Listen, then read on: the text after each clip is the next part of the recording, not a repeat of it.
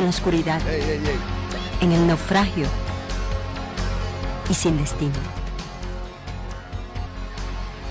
Andas buscando una palabra de iluminación.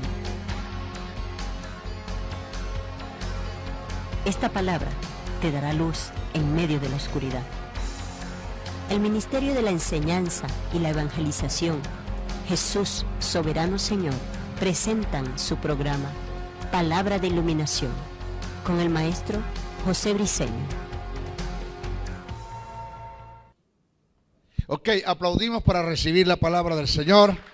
La palabra del Señor siempre se recibe con gozo, con alegría, con mucho deseo. Estamos tratando de la persona del Espíritu, ¿verdad que es una materia que ya ha hecho huellas y ha marcado un precedente en YouTube? Ya la gente está metiéndose y algunas preguntas están haciendo, más que todo internacionalmente, me han escrito por el Facebook y me han hecho preguntas porque verdad que el tema de la neumatología es muy poco que lo que se toca en nuestras congregaciones, muy poco lo que se toca. Hoy vamos a tratar un tópico acerca de lo que se denomina el Espíritu Santo como la tercera persona de la deidad. ¿Por qué es la tercera persona de la deidad? Esta es nuestra clase número 6. ¿Por qué? El Espíritu Santo se denomina la tercera persona de la deidad. Esto es un término, esto es algo que no tiene nada, absolutamente nada tiene que ver con escala de valores o con escala de autoridad, con escala de mandos, no tiene nada absolutamente que ver. El Espíritu Santo se le da el lugar de tercera persona desde el punto de vista teológico, oído, desde el punto de vista teológico. ¿Cómo dije? Desde el punto de vista teológico. No es algo que ni siquiera es divino, e inspirado, ni revelado, ni aparece en las Escrituras como lo tal. Teológicamente hablando, es la teología como ciencia la que ha tomado esa determinación de llamar o de darle o de adjudicarlo o referirse al Espíritu Santo como la tercera persona. ¿Por qué? El Espíritu Santo se le da el lugar de tercera persona desde el punto de vista teológico por aparecer en la mayoría de los escritos en el tercer lugar cuando se hace referencia al conjunto de la deidad. Pero dicha posición no tiene nada que ver con rangos o autoridad. Los tres son Dios. Si la posición en la que aparece tuviera que ver con rangos o autoridad desde el punto de vista bíblico, no teológico, entonces habría una contradicción, porque como habría un total contraste con la carta, la segunda a Corintios, capítulo 13, verso 14, donde el Padre aparece en segundo lugar y el Hijo aparece en el primer lugar. Si usted analiza Mateos 28 y 19 también nos dice, bautizándolos en el nombre del Padre, del Hijo y del Espíritu Santo, aparece en el tercer lugar.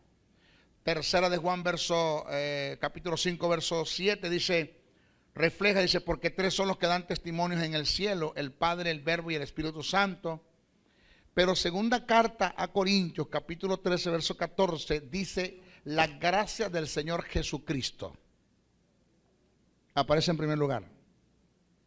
¿Quién? Jesucristo. Dice, el amor de Dios aparece en segundo lugar. Y la comunión del Espíritu Santo sea con todos vosotros aparece en tercer lugar. Si el nombrarse el conjunto de la deidad, dándole lugares en el primero y segundo y tercer lugar a cada uno de ellos, tiene que ver con autoridad, entonces aquí hay un contraste. Por eso es que le digo, desde el punto de vista teológico es así, pero no desde el punto de vista en cuanto a revelación, en cuanto a inspiración o en cuanto a iluminación. No tiene nada absolutamente que ver. El Espíritu Santo también es Dios, y eso lo vamos a ver más adelantito. Esto se lo estoy enseñando, señores, porque hay escuelas. Usted todavía no ha rodado. Hay escuelas que te enseñan y te mantienen que el Espíritu Santo, basado en estos pasajes que acabamos de nombrar, que el Espíritu Santo no tiene tanta autoridad como el Padre y como el Hijo, inclusive que el Espíritu Santo está subordinado a ellos. No hay tal cosa como decir que el Espíritu Santo tiene la misma autoridad que el Padre. Cuidado con eso. Ahora, vaya prestándome atención, porque voy a decir cositas que van a ir derrumbando un conocimiento que está en la iglesia evangélica, que está en el seno de la iglesia, que está en algunos creyentes, en su mayoría, en el 98% de los creyentes que están en nuestras congregaciones, un conocimiento oído que es catolicismo romano. Eso hay que erradicarlo, extirparlo, botarlo. Eso se llama catolicismo romano dentro de la iglesia evangélica. Y esto no va a ser fácil decirlo.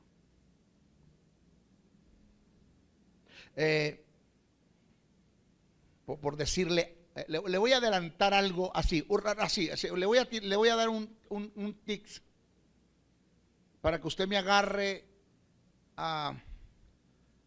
y usted vea hasta dónde la iglesia está sumergida en la mentira y en el engaño. Lo dije anoche en la escuela. Esto escandalizó a muchos.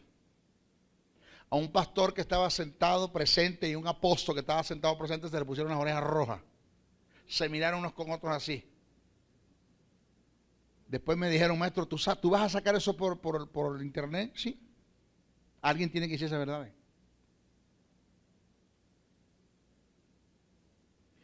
Vamos a hablar ahora de la presencia manifestada de Dios en el Espíritu, de la importancia que hay eso. Y allí voy a decirle un tips, un adelanto de las cosas que dije y que la gente no entendió. La gente no comprendió, la gente dio reprendo al diablo. Se pasó el vector de diseño, ahora sí es un falso maestro. Porque hablamos cosas espirituales entre los que han alcanzado madurez. Madurez para los que han alcanzado madurez. Por ahí me escribieron en YouTube, en el Facebook, me escribieron con unas ofensas tremendas, me mandaron hasta para la misión Robinson. Sí. Vaya a la misión Robinson, usted no sabe ni lo que escribe, usted no sabe ni lo que enseña. Y como dijo el que escribió el libro, el oráculo del guerrero, las águilas no cazan moscas. Y ahí es donde saca Chávez esa expresión. Las águilas no cazan moscas. Y yo no voy a ponerme o a colocarme en la altura de la gente que no tiene el conocimiento que yo tengo, ni que están en el nivel que yo estoy. Porque los únicos que tienen el nivel, la autoridad y la capacidad de juzgar una profecía son los profetas. Dice que profeticen 2 o los demás 3, y los demás dicen 2 o 3, uno profetice 1, y los demás que callen y juzguen. Los demás que, ahí no está diciendo Pablo que los demás, está hablando de la iglesia, que la iglesia juzgue la profecía. No, Pablo está hablando, los demás profetas juzguen la profecía. Porque los únicos que están en el nivel de juzgar una profecía son los profetas. Y de la única forma que usted se pueda poner a la par y a discutir con un maestro, que usted tenga un conocimiento y tenga la altura, y tenga el tiempo y la dedicación, la abstinencia, el compromiso, la seriedad, la responsabilidad que tiene un maestro. ¿Aló? Por eso es que águila no caza mosca. Y hay quieto. Mire, la divinidad del Espíritu Santo y su personalidad. Escuche esto. Hay quienes han afirmado casi a nivel mundial que el Espíritu Santo es simplemente la fuerza activa de Dios, negando su divinidad y su personalidad. En una de mis escuelas se inscribieron 2 testigos de Jehová. En una.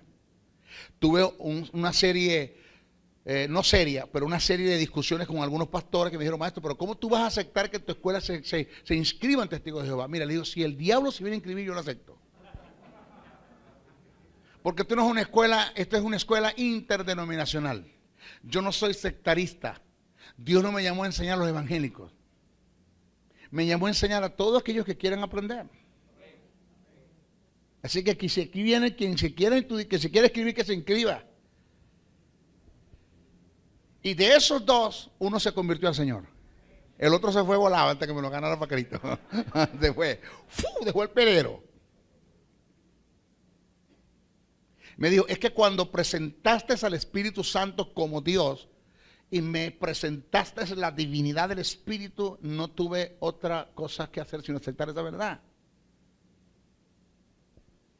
Por eso digo, a nivel mundial, cómo esta organización ya denominada los Testigos de Jehová niegan la divinidad del Espíritu, niegan la personalidad del Espíritu, niegan que el Espíritu Santo sea Dios.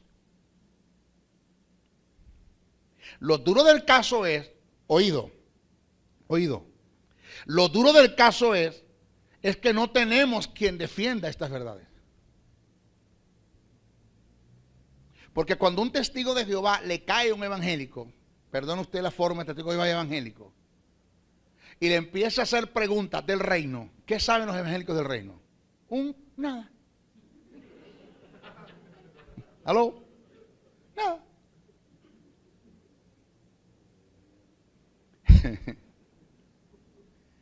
¿Qué saben de la divinidad del Espíritu? Nada. Bueno, yo sé que el Espíritu, pero demuéstramelo por la Biblia, demuéstramelo por la palabra. O sea, no me digas lo que siempre escuchaste de todo el mundo, no, demuéstramelo. Detállalo. Haz exégesis. Márcame un precedente. Fórmame el carácter.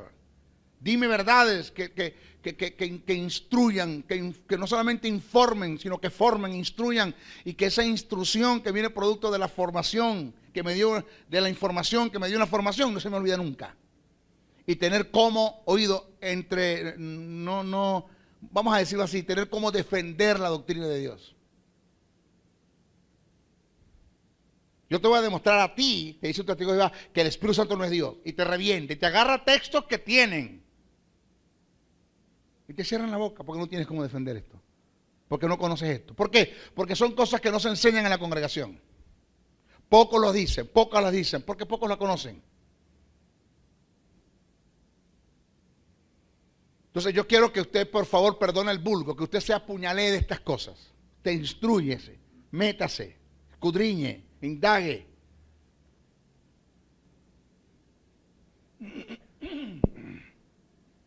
Oído. Hay quienes han afirmado casi a nivel mundial que el Espíritu Santo es simplemente la fuerza activa de Dios, negando su divinidad y su personalidad. Esta es la razón por la cual en nuestro próximo punto demostraremos la divinidad y la personalidad del Espíritu Santo. Las dos cosas, la divinidad y la personalidad. Desde el punto de vista expositivo se puede demostrar que el Espíritu Santo es Dios.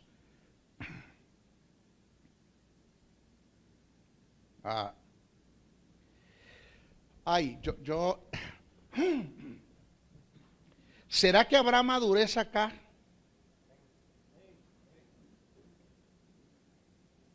Y lo que me están viendo por el CD, por el video, por la televisión, por YouTube, por internet, ¿será que habrá madurez para que puedan recibir lo que voy a decir ahora?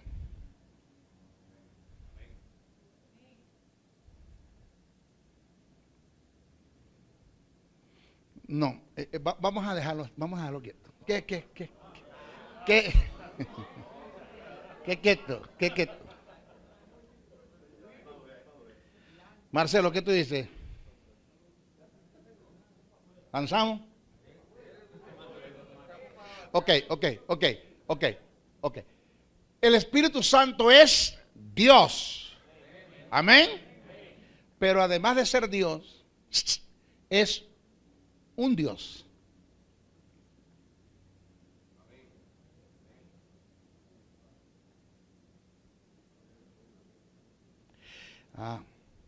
¿Cuántos Dios tenemos nosotros? Tres.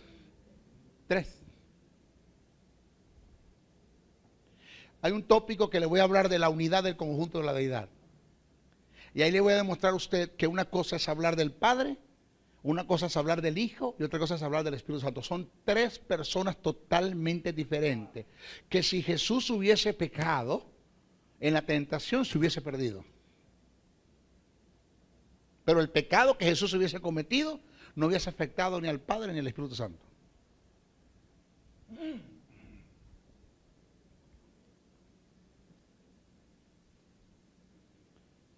Bueno, no he dicho nada.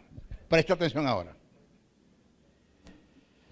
En Hechos 5, 3, 4 se narra un acontecimiento que demuestra la divinidad del Espíritu. Se trata del caso de Zafira y Ananías.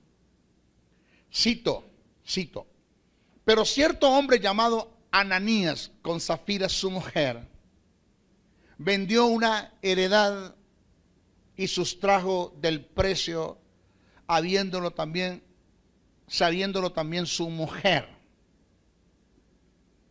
trayendo solo una parte, la puso a los pies de los apóstoles.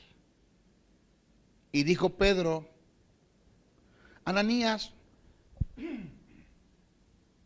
¿por qué llenó Satanás tu corazón? ¿Quién llenó? Ahora, mire, ¿quién llenó? Satanás tu corazón.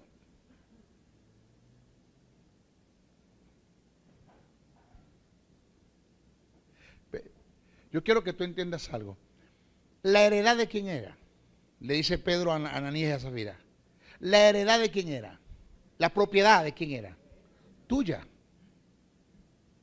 ¿Te dijimos alguno de nosotros los apóstoles que la vendieran? No. ¿Por qué la vendiste? ¿Porque lo quisiste hacer? Sí. 2. Después que la vendiste, ¿de quién era el precio de la heredad? O sea, la plata, el billete, ¿de quién era? Tuyo, seguía siendo tuyo. Te dijimos los apóstoles que los trajeras hasta acá. Ananías, te dijimos los apóstoles que los trajeras. Te dijimos a alguno de nosotros, pacte con Jehová. ¿A qué le huele eso? ¿Aló? ¿A qué le huele? Ajá. Te dijimos pacta. O me puso yo aquí en el púlpito ahora mismo, siembra en mí que yo soy tierra buena. Usted no se da cuenta que eso de pacto de tierra buena, eso está en contra de los principios bíblicos. Porque lo que tú trajiste, lo trajiste porque tú quisiste. Aquí nadie te dijo que lo trajeras ni que vendieras. Diga, ay.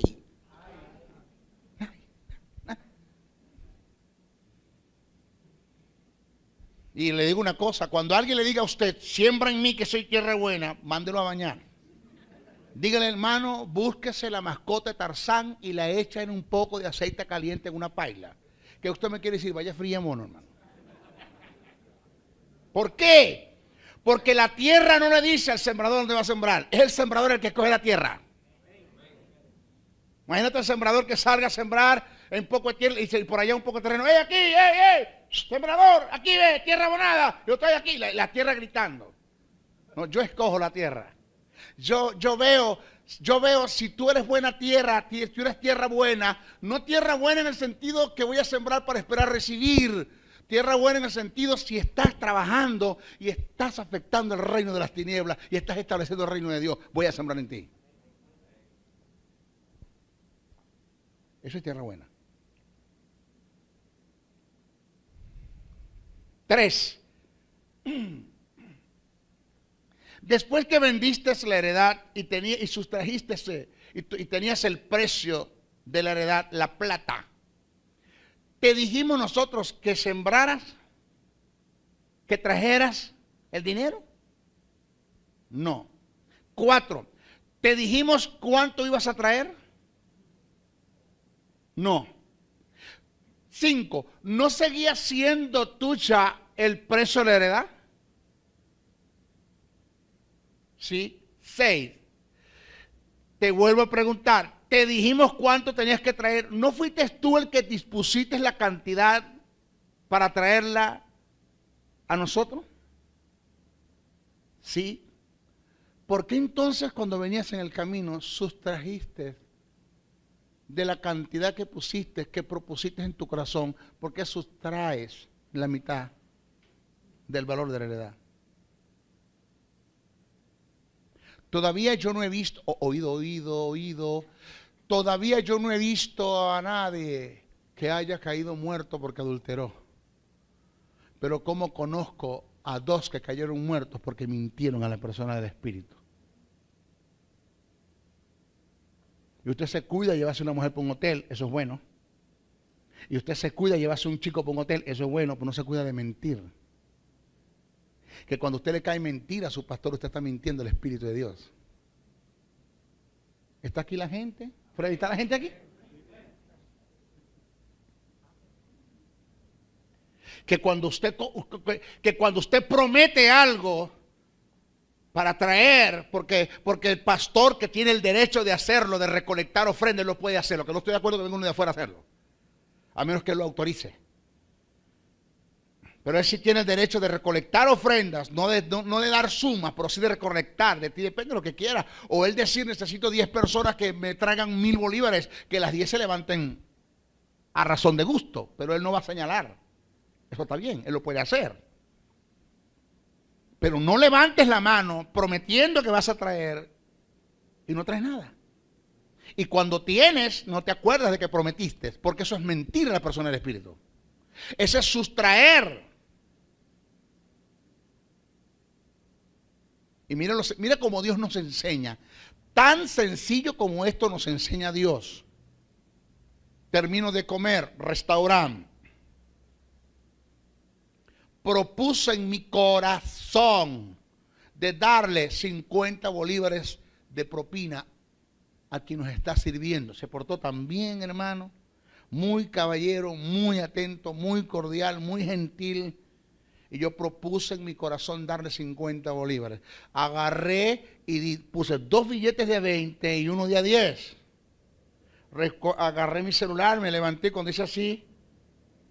Yo dije, wow, no es mucho. Créeme que iba a agarrar 30. Y le iba a dejar 20. Cuando los iba a agarrar, me dice el Espíritu, no hagas eso. Porque si propusiste en tu corazón darle 50, no sustraigas nada de lo que propusiste ya. Déjalo, porque vas a marcar un precedente. Lo haces con él, lo haces conmigo. Y vas a caer muerto. ¡Aló!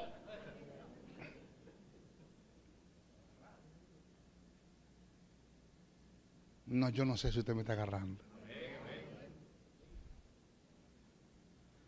Entonces es mejor no prometer que prometer y no cumplir. No prometa, no levante manos. No diga lo voy a hacer y no lo hace. No diga voy a dar y no da. Porque eso es caer en el terreno de Zafira y Ananías. No lo haga. Entonces ese pecado nadie lo corrige. En contra de eso nadie enseña. Y es posible que hayan gente, posible no es que lo hay, que lo hayan hecho en la congregación y no han caído muertos por misericordia. Porque Zafira y Ananías cayeron muertos porque Dios quiso marcar un precedente en una iglesia naciente. Como va a marcar un precedente antes de venir su hijo a la tierra, en una iglesia que ya está por irse. Y no lo ha hecho por misericordia. Pero las misericordias no han dejado que una mentira que tú hables en contra de un hombre de Dios que tiene el Espíritu de Dios, que habla por el Espíritu de Dios, de que prometiste algo a un hombre de Dios que tiene el Espíritu de Dios, prometiste algo al Espíritu, no cumpliste. Las misericordias son las que han hecho que no caigas muerto. Pero cómo se ha detenido tu vida espiritual, cómo se ha cercenado tu crecimiento, cómo se ha cercenado el avance, cómo Dios al hacerte un chequeo se da cuenta que no te puede promover porque no estás apto para la promoción.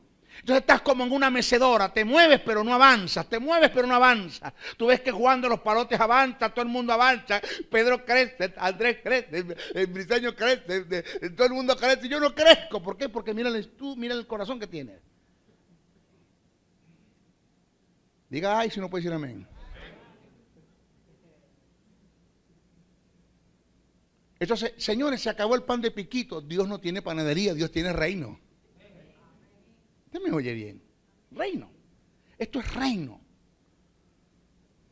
Dios no puede ser burlado. Tú no le puedes caer a Jehová adelante. No hay atajos. No hay atajos como caerle adelante a Jehová. Wow, le caí adelante a Jehová. Su nombre es gloria. No hay atajos. No, a Jehová nadie le puede caer adelante. Él sabe todas las cosas.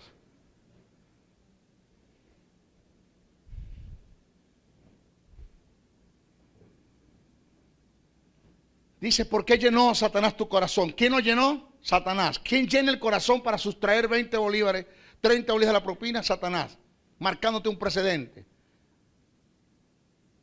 Colocando en ti formación para que haya un hábito. Para que lo hagas con la obra también. ¿Quién llenó el corazón de la gente que prometieron 5 sillas y trajeron 2? O los que prometieron no trajeron nada.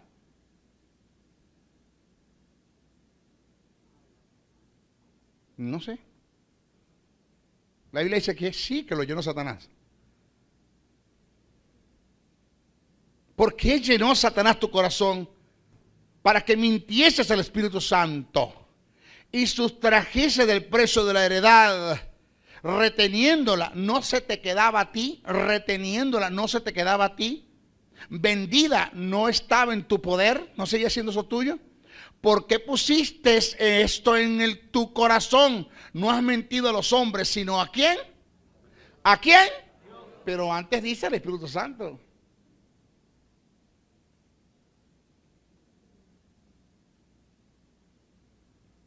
En el verso 3, la mentira tiene relación con el Espíritu Santo. Dice, para que mintieses al Espíritu Santo, mientras que en el verso 4, la mentira es relacionada con Dios. No has mentido a los hombres, sino a Dios, queriendo decir que el Espíritu Santo es Dios. Ahí tú tienes un pasaje para demostrar eso. Ahí tiene el primero. Y váyase a la Biblia de los testigos de Jehová. Yo tengo la versión de ellos. Yo soy un estudioso de las Escrituras. Yo debo tener todas las versiones del mundo. Hasta la versión del diablo la tengo yo. Todas las tengo yo.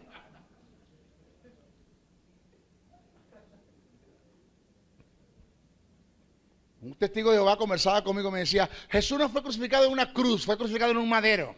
Fue crucificado así. Le colocaron las manos así. Y le colocaron los pies así. Digo, de los pies estamos de acuerdo, pero de las manos no.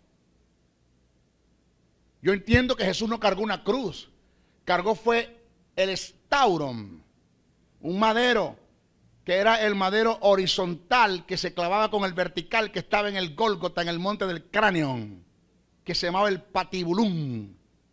Y clavando el estauron con el patibulum se formaba la cruz. No, eso es mentira. Búscame tu Biblia. Tu Biblia. Y la buscó.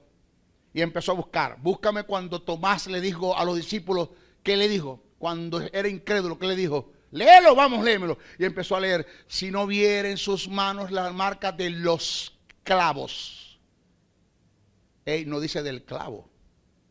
Si hubiese muerto así, le tiran un solo clavo. Pero así le tiraron 2. Y tu Biblia dice los clavos. Quiere decir que fueron 2 clavos que le pusieron en la mano. Empezó a mirar. Clavo. Léelo. ¿Dónde vas a coger cosas para ti ya? ¿Por qué lo sé yo? Porque tengo la versión de ellos.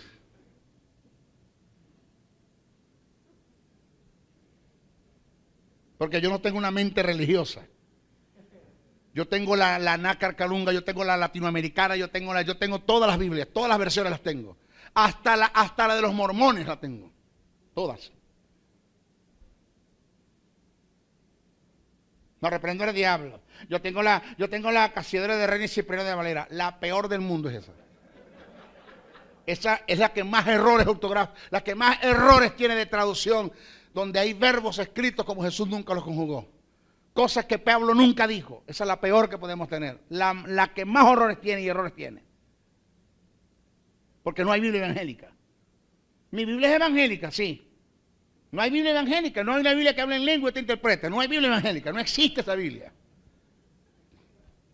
Casiodoro de Reina y Cipriano de Valera eran 2 monjes católicos.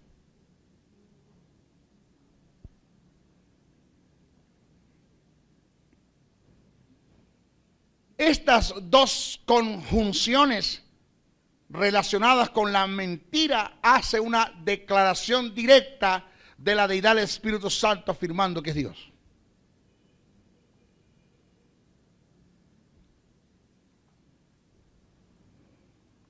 El Espíritu Santo está asociado con Dios Padre, Dios Hijo en el bautismo. Si no fuera Dios, ¿por qué está asociado en el bautismo? Porque tenemos un problema grave. Los testigos de Jehová te niegan la personalidad del Espíritu, te niegan la divinidad del Espíritu y a su vez te niegan la divinidad de Jesús.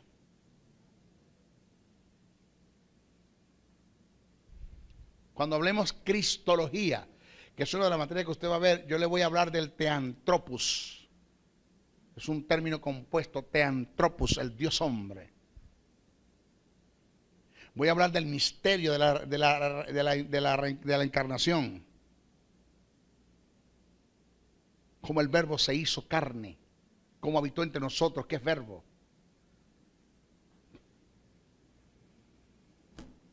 Si nosotros vamos a Mateo 28 y 19, dice, bautizándonos en el nombre del Padre y del Hijo y del Espíritu Santo. El hecho de que el Espíritu Santo esté asociado con Dios Padre y con Dios Hijo en el bautismo, se debe en lo absoluto que Él goza de los mismos derechos y propiedades divinas, formando parte del conjunto de la deidad. El término nombre que se utilizó en el pasaje del griego es onoma, que tiene que ver que tiene que ver y representa el título y la dignidad de una persona. El término onoma indica autoridad, rango, majestad, poder, excelencia, posición, posesión, lo cual tiene que ver con un señorío como título de grandeza. El hecho de que el Espíritu Santo se le haya asociado con el bautismo y se le hayan adjudicado estas características, están bajo el término onoma, sugiere por sí mismo que el Espíritu Santo es Dios. ¿Por qué? Le voy a explicar eso. El poder del nombre de Jesús no está en decir Jesús. O sea, el nombre de Jesús, el nombre de Jesús, el nombre de Jesús. O sea, mientras más Jesús diga, más poder hay. No es eso. El poder no está en las siglas. El poder no está en expresar Jesús. El poder está en que se te haya revelado lo que ese hombre Jesús hizo, obtuvo. ¿Cuál fue su victoria? Y que por causa de su victoria de vencer la muerte, de vencer el Hades, de vencer los principados, de vencer la potestad, de vencer al diablo, se les delegaron autoridades. Se le delegó y se le entregó lo que Adán perdió. Y eso que él obtuvo, que Adán perdió, te lo regresó a ti, te lo dio a ti como herencia. Te hizo hijo de Dios. Somos herederos en Dios y coherederos en Cristo Jesús. ¿Qué es un coheredero? Un coheredero es aquel que hereda lo que heredó el heredador. ¿Quién heredó eso? Cristo. Cristo me lo pasa a mí, yo soy coheredero en Cristo, pero soy heredero en Dios. Entonces, el poder del nombre está en que a mí se me sea revelado qué hizo ese hombre llamado Jesús. En el nombre de Jesús, te echo fuera. ¿Cuál Jesús? El que murió en la cruz. ¿Cuál cruz? ¿Qué hizo Jesús en la cruz? Dice el demonio. ¿Qué hizo Jesús en la cruz? ¿Cuáles fueron los incidentes que se dieron en la cruz del Calvario? Vamos, dígame. Los incidentes, tales como redención, remisión y propiciación. Redención bajo el término agoraxo, agoraxo y lutro. ¿Qué es remisión? ¿Qué es propiciación? ¿Qué es regeneración? ¿Qué es el misterio del cambio? ¿Qué es un mesite? ¿Qué es un sumo pontífice? ¿Qué es un mediador? Ya no sé nada. Entonces, si tú no sabes nada de eso, ¿cómo tú vas a echar fuera un demonio? Porque la gente cree que es decir Jesús. No es decir Jesús. Es que hizo ese hombre. ¿Qué te delegó por causa de su victoria? El Espíritu Santo, Dios tiene nombres, sí. Tiene nombres redentivos y calificativos. Jesús tiene nombre, sí, Jesús. El Espíritu Santo tiene nombre, no. Quienes son propiedades y virtudes, pero no tiene nombre. Entonces, ¿por qué dice bautizándolos en el nombre del Padre, del Hijo y del Espíritu Santo? Porque lo que quiere decir es bautizándolo bajo la autoridad, el rango, la majestad, el poder, la excelencia, la posesión y la posesión, el señorío del Padre, el señorío del Hijo y el señorío del Espíritu Santo. Es lo que quiere decir ahí el texto.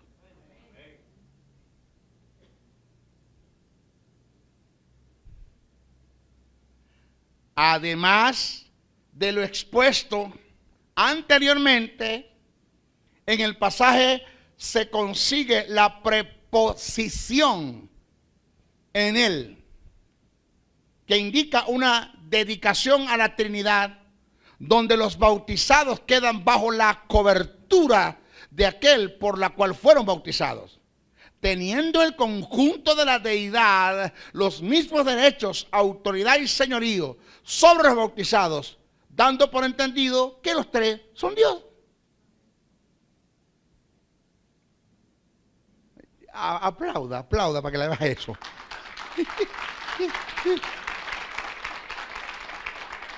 Yo quiero que esto lo agarre y te metas en esto, porque esto hay que defenderlo. Yo no quiero que usted me reciba un título por recibirlo. Yo quiero que usted le saque 20 a Dios cuando usted le toca que defender, cuando usted le toque defender lo que es la neumatología, sáquele 20 a Dios. Sea un pregonero, sea un heraldo de estas verdades. Y no se coma eso, no se encierre con eso. Ni tampoco humilla a la gente con el conocimiento que usted tiene que estar adquiriendo.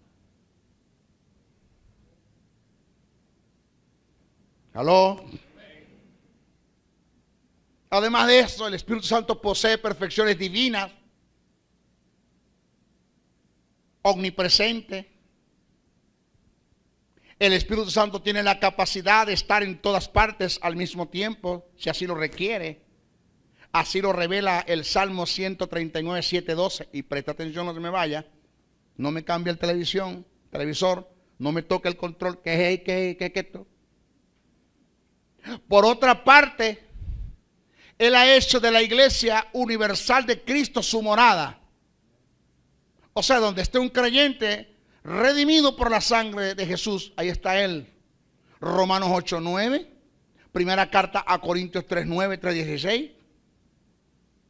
Tiene la capacidad de mostrarnos la verdad, enseñarnos, corregirnos, instruirnos, guiarnos a todo al mismo tiempo. Es decir, al unísono. Él me está enseñando a mí ahora, el Espíritu Santo, y yo quiero que me enseñe. Entonces el Espíritu Santo empieza a hablar conmigo. Bueno, Briseño, ven acá, vamos a hablar. El caso tiene que ver con esto. De pronto se detiene. Digo, ¿qué pasó, Espíritu Santo? Espérame aquí que me está llamando Pedrito allá en Caracas. Tengo que ir a enseñarlo ya. No, Él puede enseñarme a mí y enseñarte a ti al mismo tiempo.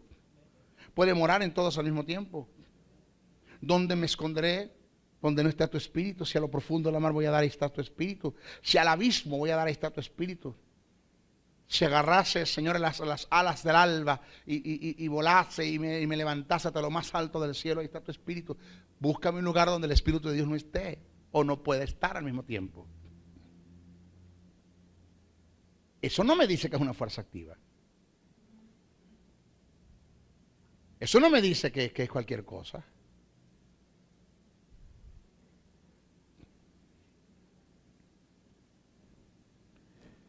¿Aló? Puede ir al infierno sin dejar de estar en el cielo. El Salmo 139, 12 dice, refiriéndose al Espíritu, los mismos te son las tinieblas que la luz. Si subiera a los cielos, allí estás tú. Y si en el Seol hiciere mi estrado, he aquí, allí tú estás. Ahora mire, esto es lo que le voy a decir. Ay, mamá. Esto es lo que le dije ahora que le iba a decir un tics. Agárrese. Vamos a hablar de la presencia de Dios en el Espíritu. Freddy, agarra esto. Tony, agarra esto. Si ellos no me entienden, pero ustedes no me entienden, yo no perdí la noche. Presta atención. Es que esto es importantísimo. Esto es falsa doctrina para muchos religiosos. La omnipresencia de Dios no tiene nada que ver con la presencia manifestada de Dios. Por igual la de Cristo y la del Espíritu Santo. Para entender esto debemos hacer un análisis de lo que es la omnipresencia de Dios en su más amplio sentido. La omnipresencia de Dios no es aquello que obliga a Dios a estar en todas partes aunque Él no quiera estar. No, Dios es omnipresente, Dios está en todas partes. No. Omnipresencia no es que Dios está en todas partes. La omnipresencia es que Dios tiene la habilidad de estar en todas partes cuando Él quiera. Pero si hay lugares donde Dios no quiere estar, no está. Tú vas a obligar a Dios a pagar plantón en el infierno. ¿Qué va a hacer Dios allá? Cuando llegas al infierno, ¿qué haces aquí, Jehová? No, yo soy Jehová y yo soy omnipresente, tengo que estar aquí pagando plantón. No, Dios si no quiere estar en el infierno, no está. Dios le dijo a Moisés: mi presencia será de ti. Ya está, punto. Enviaré un ángel, yo no voy a estar contigo. Indica que se da la posibilidad de que existan lugares donde Dios no esté, sin negar su omnipresencia. Es decir, Dios está donde Él quiere estar, y esto no niega su virtud de ser omnipresente. Ahora, presta atención. Esto que se da en Dios en relación a su omnipresencia se da en Cristo, acto que no se puede dar en el Espíritu. Aquí viene el tics. ¿Cómo? No se puede dar en el Espíritu. La presencia corporal del Espíritu en la iglesia como su morada obliga al Espíritu a estar aún donde Él no quiere estar. Por la sencilla razón que donde haya un creyente, independientemente en la situación en la que se encuentra, y está el Espíritu de Dios con él.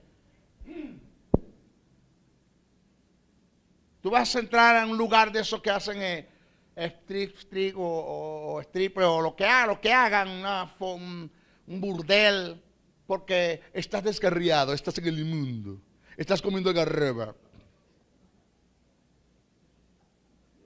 Porque antes como que estabas en la luna, ¿dónde estabas? Y cuando vas a entrar al lugar, el Espíritu Santo dice: ya va, espérate, yo aquí no puedo entrar. Ah, ¿qué? No, voy a esperar, yo te espero aquí afuera.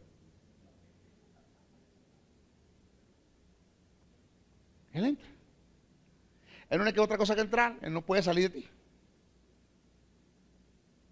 ¿Cómo, maestro? Jamás. No hay tal cosa como decir que cuando te descarrea el Espíritu Santo se va de ti y entra un demonio.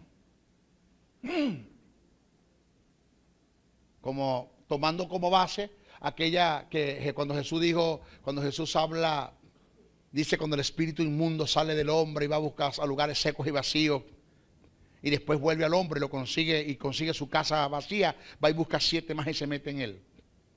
Jesús no está hablando de la iglesia, no está hablando de los evangélicos, no está hablando del creyente, cuando eso no existía la iglesia. Jesús está hablando del estado postrer en la que iba a caer la nación de Israel a causa de la ausencia de su ministerio. Porque al terminar la frase, Jesús dijo: así pasará esta generación perversa. Lo que pasa es que los evangélicos leen la Biblia como un libro de Condorito, no estudian, no respetan la relación de pensamiento.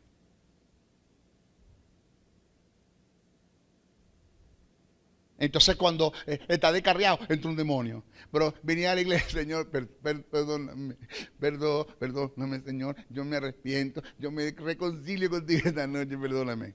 Viene el Espíritu Santo y le dice al demonio: salí, que me toca a mí. Entra, salí. Me toca entrar a mí ahora. Entra el Espíritu Santo. Pero te volviste a descarriar, viene un demonio: Espíritu Santo, salí, que me toca a mí. Salí, me toca a mí.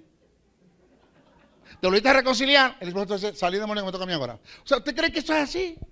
Un quita y un pone, donde el demonio sale cuando te reconcilia y el espíritu entra, y donde el espíritu sale cuando te descarría el demonio entra. No, estés donde estés, el Espíritu Santo hace la obra de preservación. Él nunca nos olvida. Oído, y nunca sale de nosotros. Oído, todo lo que Dios hizo con Jesús en la cruz, lo hizo para no hacerlo contigo. Puso el pecado sobre Jesús para no ponerlo sobre ti. Puso la maldición sobre Jesús para no maldecirte a ti. Puso la enfermedad sobre Jesús para no enfermarte a ti. Abandonó a Cristo en la cruz del Calvario para nunca abandonarte a ti. Alabado del Señor. Y eso hay que entenderlo. Eso se llama la obra de preservación del Espíritu. El Espíritu Santo tuvo que salir de Jesús cuando Dios puso el pecado sobre él. El estado de pecado tuvo que salir de Jesús, no podía quedarse allá. Pero ya tú no tienes el estado de pecado. Cuando tú pecas no te hace un pecador. Eso no te hace a ti un pecador. Cuando tú pecas no te hace pecador, te hace una persona que pecó. Nosotros pecamos, pero no somos pecadores.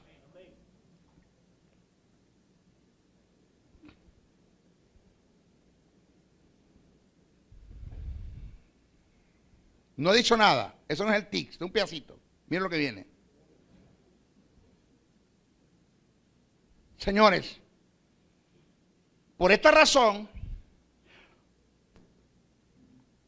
es decir, la presencia corporal del Espíritu de Dios en la iglesia es de mayor auge y de mayor fuerza y de mayor intensidad que la misma omnipresencia de Él.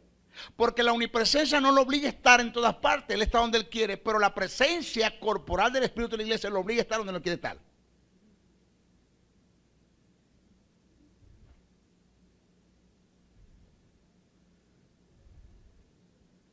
Allá, los que me están viendo por la televisión.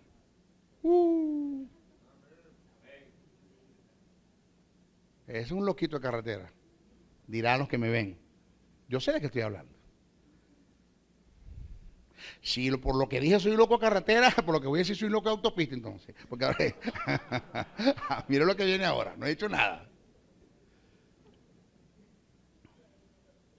Por esta razón, hay que hacer una diferencia entre lo que es la omnipresencia del Espíritu, la presencia corporal del Espíritu en la iglesia, como su morada, oído, y la presencia manifestada del Espíritu en la vida de un creyente.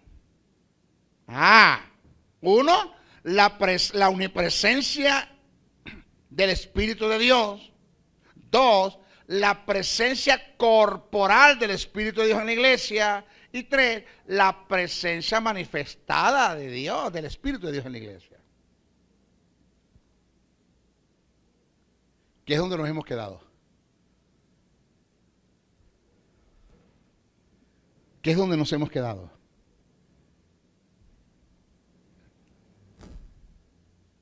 La presencia manifestada de Dios es tan determinante en lo absoluto para todo lo que emprendamos en relación a Dios, que Moisés determinó no hacer nada en relación a Dios si Dios no iba con él. Analicemos el pasaje que registra esta verdad. Éxodo 33, 1:3, salta al verso 12 hasta el 13. Jehová dijo a Moisés: anda, sube de aquí tú y el pueblo que sacaste de la tierra de Egipto a la tierra de la cual juré a Abraham, Isaac y Jacob, diciendo: a tu descendencia la daré. Y yo enviaré delante de ti el ángel, pero yo no subiré en medio de ti, yo no iré contigo. Ahí está, no hay presencia. Porque eres pueblo duro de cerviz, no seas que te consume en el camino. Dijo Moisés a Jehová: mira, tú me dices a mí, saca a este pueblo, y tú no me has declarado a quién enviarás conmigo. Sin embargo, tú dices: yo te he conocido por tu nombre, y has hallado también gracia en mis ojos. Ahora pues, si he hallado gracia en tus ojos, te ruego que me muestres ahora tu camino, para que te conozca y haya gracia en tus ojos. Y mira que esta gente es pueblo tuyo. Estos no son míos, son tuyos. Y él, quien Jehová, dijo a Moisés: mi presencia irá contigo y te daré descanso. Y Moisés respondió: si tu presencia no ha de ir conmigo, no sacaré este pueblo de acá. Aquí nadie levante carpa si Jehová no va. Si Jehová va, vamos. Es que te voy a enviar un ángel, no me conformo con el ángel. Si tú no vas, aquí nadie se mueve. Tommy Chini, en una ocasión le dijo a Dios en su oración muy atrevida, pero que trajo resultados positivos. Él le dijo: Señor, poco me importa que tu espíritu esté aquí si no se hace manifiesto acá. Si no se hace manifiesto aquí.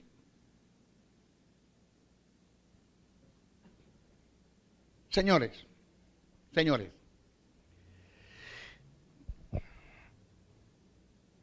¿qué hacemos nosotros? ¿De qué nos sirve el Espíritu Santo de Dios en nosotros si no puede solucionar los problemas dentro de nosotros? ¿De qué sirve el Espíritu Santo como morada en nosotros si no puede hacer el trabajo, la guía, la dirección, la instrucción? Si no puede, ni siquiera el Espíritu Santo puede mantener un matrimonio dentro de la iglesia. Estadísticamente, el mayor índice de divorcio entre lo que se conoce las instituciones cristianas, mundialmente hablando, el mayor índice de matrimonio se está dando entre la iglesia evangélica. La iglesia que tiene el Espíritu de Dios. Y ese espíritu no puede sostener un matrimonio. Porque no puedo entender cómo dos personas que aunque tengan diferentes caracteres, quizás diferentes formas de pensar, pero tienen el Espíritu de Dios, y que ese espíritu les puede enseñar a moverse en el fruto, y que ese fruto, el fruto del Espíritu, amor, gozo, paz, paciencia, unidad, bondad, fe, mansedumbre, templanza, los puede llevar a la solidez de la unidad. Pero ¿por qué cada quien agarra por su lado? ¿Por qué los ciegos siguen siendo ciegos, los sordos siguen siendo sordos, los mudos siguen siendo mudos? ¿Por qué los muertos no resucitan? ¿Por qué no se convence de pecado a la gente en nuestras predicaciones? ¿Por qué tenemos que subastar el evangelio? Subastar a Cristo. Porque el simple hecho de que usted diga acá, ¿cuántos quieren aceptar a Cristo como Salvador? Perdóname, es que tú eres tan bueno que Cristo tiene que esperar que tú lo aceptes. La Biblia no dice eso. La Biblia dice que nosotros fuimos aceptos en Él. Él nos aceptó a nosotros. Lo que yo tengo que aceptar es que Él me aceptó. Aceptar el plan de salvación. Y de paso, entonces le digo a la gente, le hago una subasta. Voy a contar 5. Que 5 nada. ¿Por qué tengo que contar? Entonces empiezo a tocar es la conciencia de la gente, pero no hay un convencimiento del espíritu de pecado. Y empiezo a codear a la gente y a decirle, anda, entregate. Me dijiste que venía porque te ibas a meter evangélico. Anda. Entonces tanta la obstinación que si no pasa el hombre le revienta las costillas y entonces el hombre tiene que pasar. Pero no hay convencimiento de pecado. Lo otro que hace que la gente pase al púlpito es el mensaje de intimidación, de manipulación y de control. Donde te presentan a un Dios ogro, a un Dios maldito, a un desgraciado, que manda fuego del cielo, que consume a la gente, que manda cánceres, que quita casa, que quita hijos. Y la gente pasa asustada, amedrentada, asustada, pero cuando pierden el temor de Dios se van de la congregación, porque no hubo convencimiento del Espíritu. ¿Por qué? Porque quienes tenemos predicando no conocen ni siquiera con todo y que tienen al Espíritu, no conocen a la persona del Espíritu.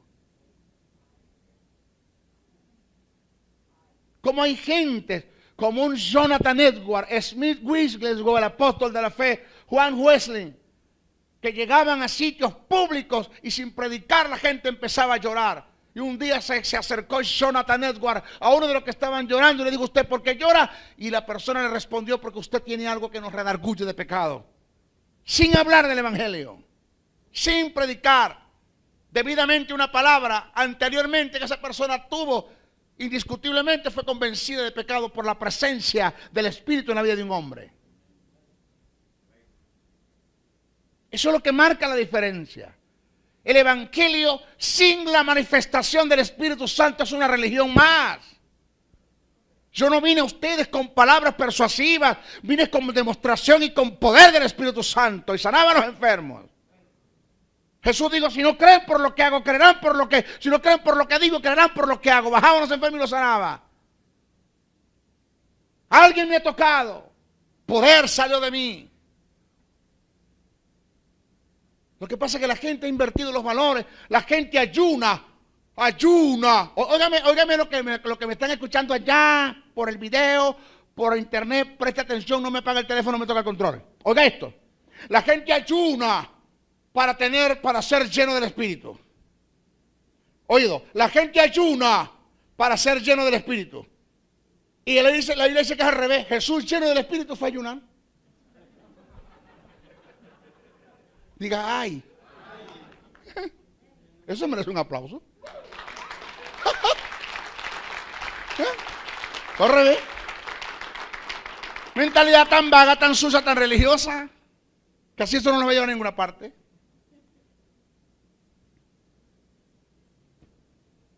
¿De qué necesitamos? De la presencia. Ahora yo no sé cómo yo no sé cómo va a caer esto. Presta atención, señores, que yo estoy hablando serio. Yo no sé hasta dónde Dios me va a llevar. Yo no sé cuál es el camino que me espera, yo no sé. Pero mire esto que le voy a decir, preste atención. La presencia del Espíritu de Dios manifestada en nuestra congregación es tan determinante para lograr, para tener logros, para tener éxito, para llevar a cabo el plan de Dios del propósito. Es tan determinante que a causa de Dios, en relación a Dios y a su presencia manifestada, ni el pecado en la vida de un hombre detiene la manifestación del Espíritu. Ni el pecado.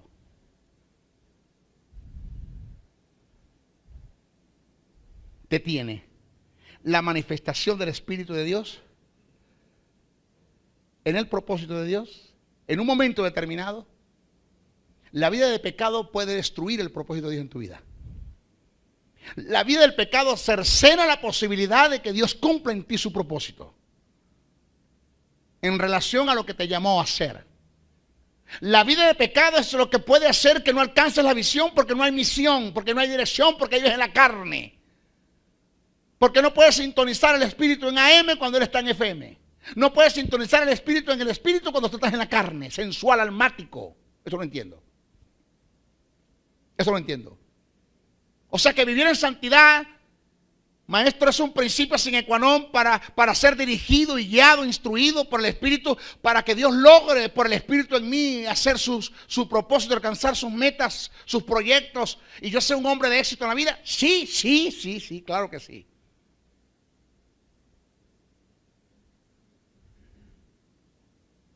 Pero en un supuesto negado que yo esté, o Pedro Pérez, no quiero ponerme de ejemplo en eso. Pedro Pérez esté en una vida de promiscuidad. Ya, ahora el hombre es promiscuo, tiene 5 amantes. Nadie sabe que las tiene. Nadie sabe que las tiene, nadie sabe que las tiene. Solo Dios y esas mujeres saben.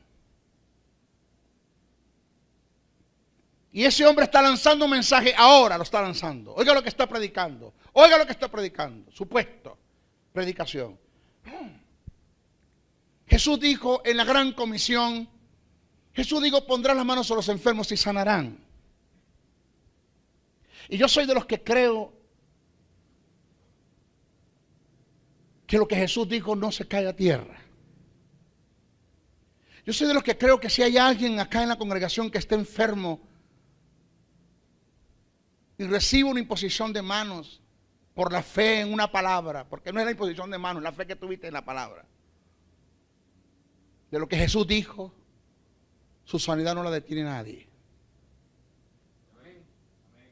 De pronto se levanta Petra, llorando, pasa al frente. El predicador dijo, disculpe, ¿usted qué viene a hacer? Yo creo lo que usted dice. Yo me estoy muriendo de un cáncer que me está matando en el útero. Pero yo creo esa palabra. Póngame la mano. Padre, ella cree. Y yo la declaro sana. Dios mira a Cristo y dice, independientemente de la condición en la que él esté, esa mujer creyó lo que él dijo, dile al Espíritu Santo que la sane. Ay, ay.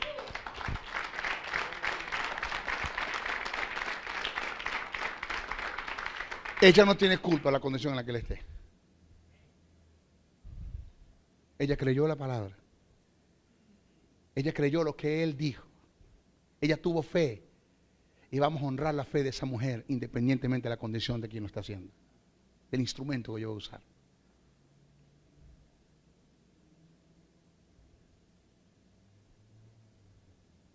Si ni siquiera el pecado detiene.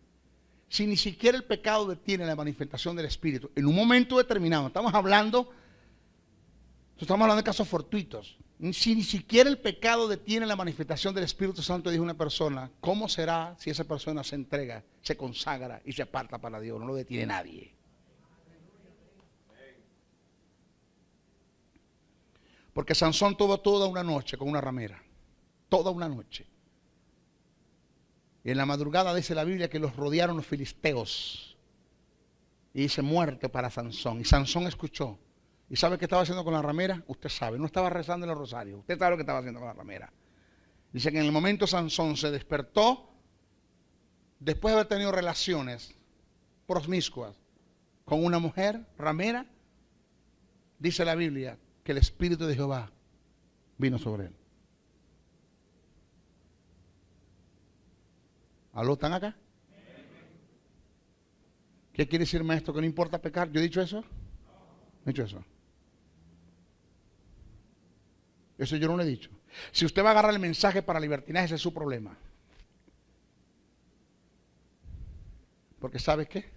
Dios no puede ser burlado.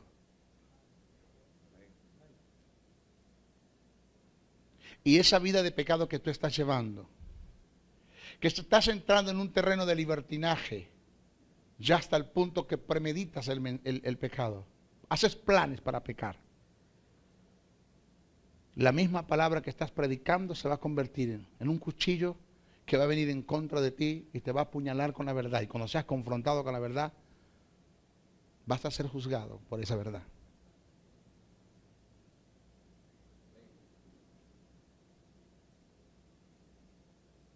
Yo estuve viendo, mi respeto y mi consideración, estuve viendo el video de la restauración de Tommy Mocha. Lloré como un niño. Te estoy hablando de hace 4 días. Lloré. Y cuando veía aquello, el Espíritu de Dios me dijo, ese es tu espejo. Mírate en él. No caigas en ese terreno. Lloré. ¿Qué tiempo tuvo el hombre en el pecado? 3 años. Y tuvo 3 años Dios usándolo hasta que el pecado salió a la luz. Porque mientras el pecado no salga a la luz, Dios te va a seguir usando. Cuando el pecado salga a la luz, Dios va a dejar de usarte, no por ineficacia de Él, sino porque Dios sabe que jamás el pueblo va a creer en ti, o Dios no va a poder desarrollar en ti su obra en medio de un pueblo que no va a creer en ti por tu testimonio. Jimmy Swaggart tuvo 10 años en pecado. 10 años. Y por 10 años estuvo predicando. Por 10 años desataba una unción en la predicación que daba. Por 10 años. Yo cuando escuchaba a ese hombre predicando me daban ganas de descarriarme el sábado para reconciliarme el domingo. De la unción que ese hombre desataba cuando predicaba. Y tuvo 10 años en el pecado. No de promiscuidad, sino de pornografía. Donde él le pagaba a mujeres para que se acostaran, hicieran sus orgías. Que la palabra orgía tiene que ver con todo acto ilícito delante de Dios, producto en medio de la embriaguez.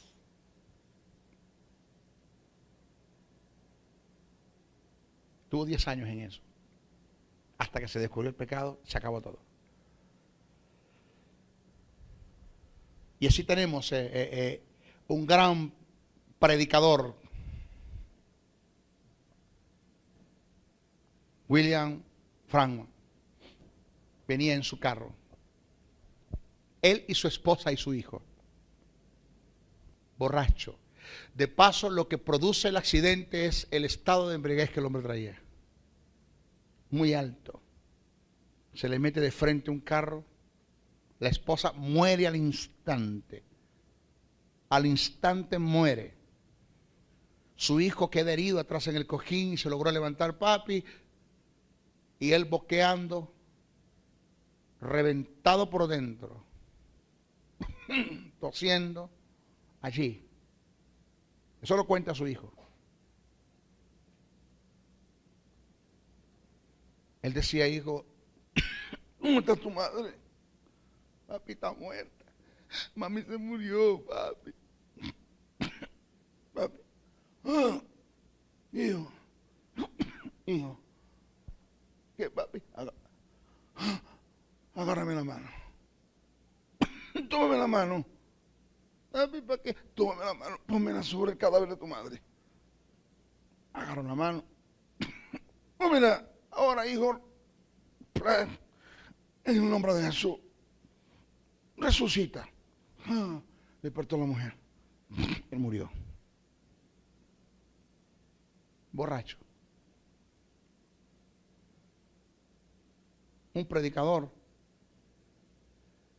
iba a una isla a predicar, o a una tribu, aldea a predicar, y solamente había un solo hombre que entendía su lenguaje y entendía el lenguaje de la tribu, uno solo. A él utilizaba Dios él para predicar el evangelio.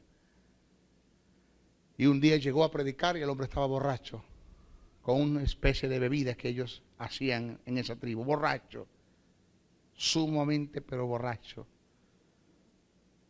El predicador, ¿dónde está el traductor? Está borracho.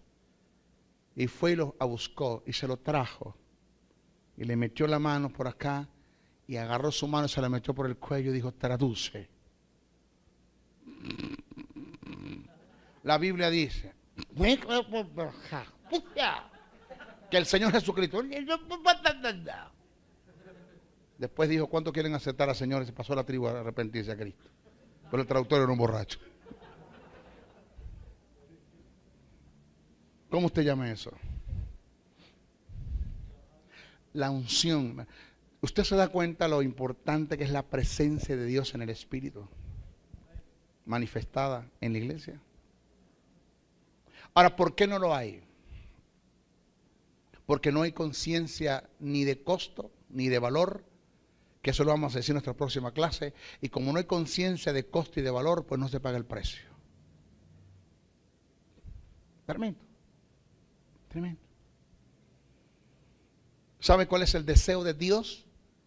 Que cuando tú llegues a tu casa y cualquiera persona que vaya contigo a tu casa pueda ver, sentir, percibir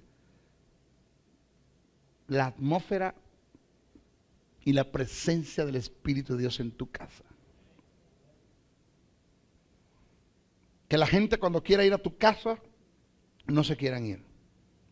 Que la gente cuando visite la iglesia que tú pastoreas no quieran dejarse de congregar por la presencia del Espíritu manifestada. Tenemos la omnipresencia del Espíritu, tenemos la presencia corporal del Espíritu en la iglesia y tenemos la presencia manifestada de Dios por el Espíritu en un creyente. Esta es la que necesitamos. Las dos son buenas, pero esta la necesitamos con más urgencia. Amén. Bendiciones, bendiciones, bendiciones. De tercera persona desde el punto de vista teológico, por aparecer en la mayoría de los escritos en el tercer lugar cuando se hace referencia al conjunto de la deidad. Pero dicha posición no tiene nada que ver con rangos o autoridad. Los tres son Dios. Si la posición en la que aparece tuviera que ver con rangos o autoridad desde el punto de vista bíblico, no teológico, entonces habría una contradicción, porque como habría un total contraste con la carta, la segunda a Corintios, capítulo 13, verso 14, donde el Padre aparece en segundo lugar y el Hijo aparece en el primer lugar.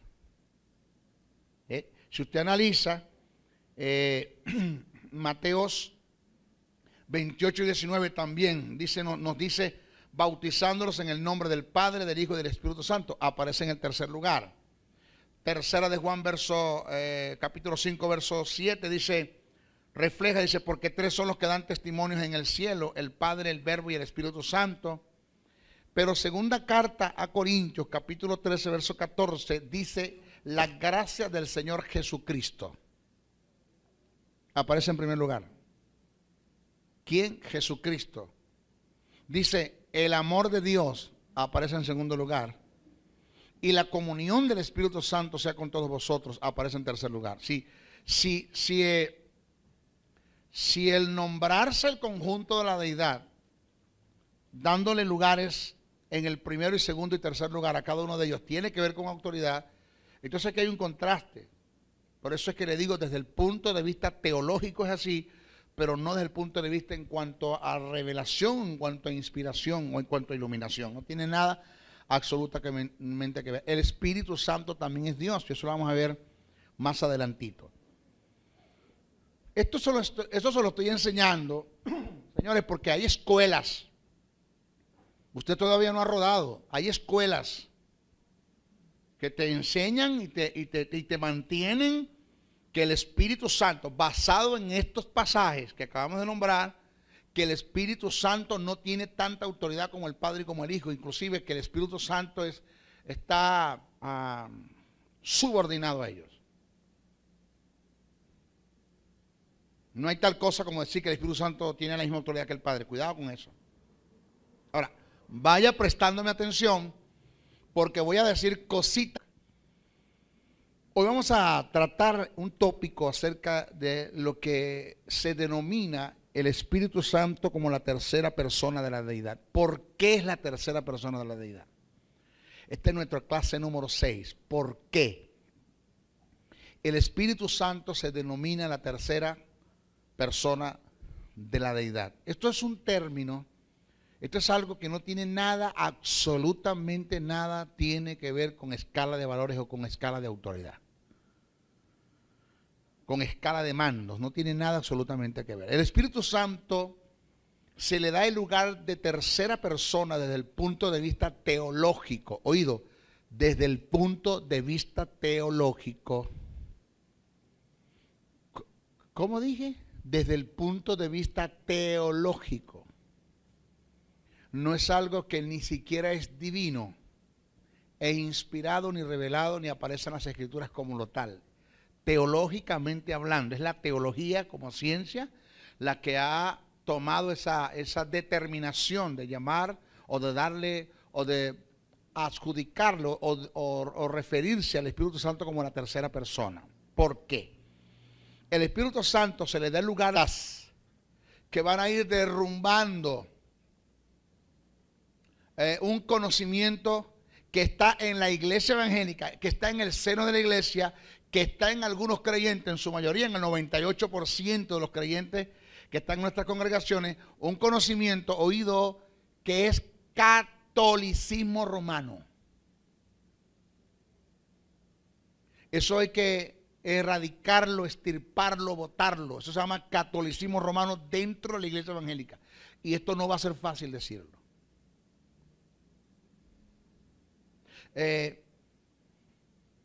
Por decirle, le voy a adelantar algo así, le voy a dar un tips para que usted me agarre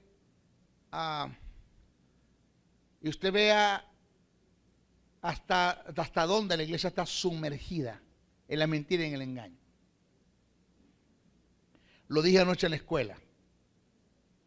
Esto escandalizó a muchos. A un pastor que estaba sentado presente y un apóstol que estaba sentado presente se le pusieron unas orejas rojas. Se miraron unos con otros así. Después me dijeron, maestro, ¿tú vas a sacar eso por internet? Sí.